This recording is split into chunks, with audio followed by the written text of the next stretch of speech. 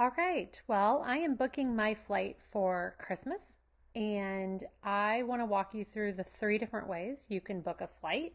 And actually, the way I'm going to end up doing this actually even surprised me because normally I'll tell you what the better option is. But in this case, the surprising option is a better one.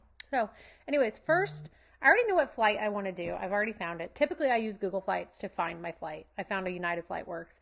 I fly to Denver fairly frequently, so I know Denver typically has a nonstop flight from my home in Charleston. So flying United is pretty common for me. Now, so first I'm just going to look up the dates I want to go and the cost. So if we were just going to pay cash for it, right? And sometimes that's worth it if you have a card that you get a bunch of points to pay cash. Sometimes it's worth gathering the points, right? If you have one of those cards that give you 5, 10 points on travel.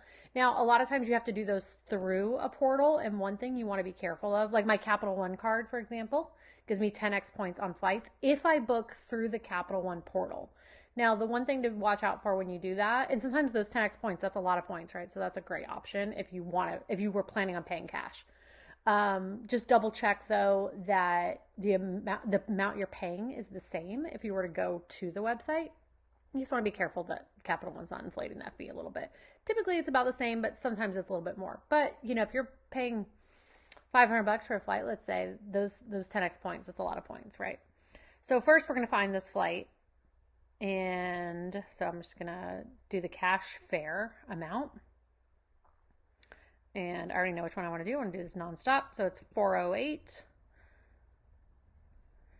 And the return is also nonstop. So 457 we're looking at. So you'll see it add up here. So $456 for this flight. So I could just pay cash for this, right? Or credit for this, right? Obviously, I would want to make sure I use the correct credit card in order to maximize the points, or if I'm doing that in a portal. Now, here's the second option. Same thing, but you click book with miles. Now, I have United miles through my Chase card. So this option would be finding the flight I want to do, which is this exact same flight, 14,000 miles going,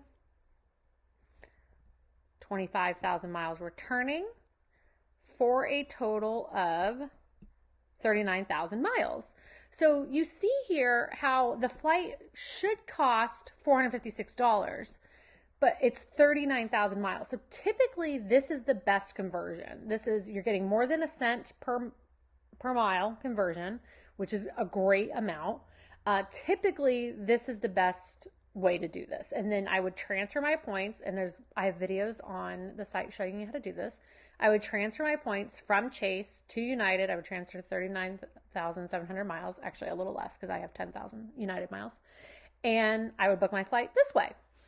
This is what surprised me though. So if I log into my Chase account, which you see I'm logged into here, Chase, actually, if you hold this preferred card, the reserve is even more. You get a 25% bump on points. So while I typically never recommend booking in the portal, it actually works out better here, surprisingly. So this is how I'm actually going to end up booking my flight. So by the way, I have videos on the site how to do this, but this is where you would transfer your points if that was the best route. But I'm going to come here. I'm going to book a flight. And I'm going to find that exact flight. See, it's already nicely filled out here for me. Gotta love a cookie.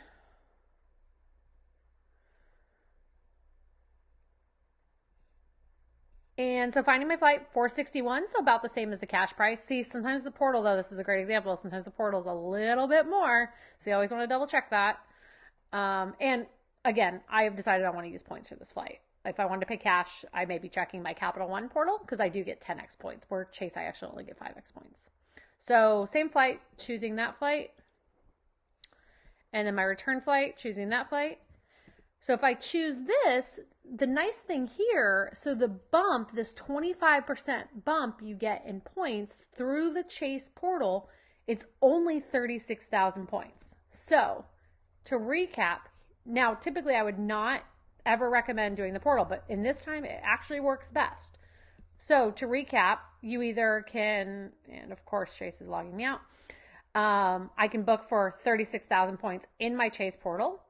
I can pay $456 in cash, or I can transfer points and pay 39,000 points. So obviously, of these three options, I'm naturally going to book in the portal with that 25% bump. Absolutely the way to go.